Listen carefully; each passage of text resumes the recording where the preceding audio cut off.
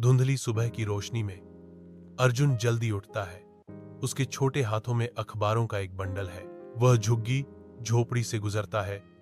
उसका युवा चेहरा थकान से भरा हुआ है, फिर भी उसकी आंखें दृढ़ संकल्प से चमकती हैं। अर्जुन अखबार देता है। थकावट स्पष्ट है, लेकिन उसकी आंखें एक अटूट भावना से चमकती हैं। अर्जुन कक्षा में बैठा है, शिक्षक को ध्यान से सुन रहा है। उसके कपड़े फटे हुए हैं, लेकिन उसकी नोटबुक साफ और सुव्यवस्थित है।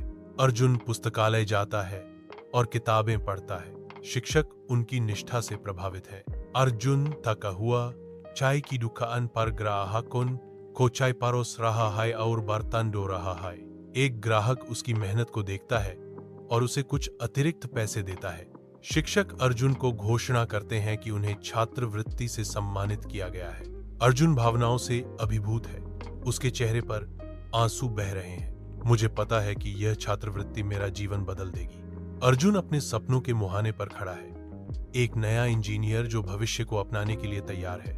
उसकी आंखें उसके माता पिता को खोजती हैं। उनके चेहरे गर्व और प्यार से चमक रहे हैं। उस क्षण में वह जानता है कि उसने अपने सपनों को साकार कर लिया है, जो उसकी कड़ी मेहनत और उनके अटूट समर्थन का प्रमाण है।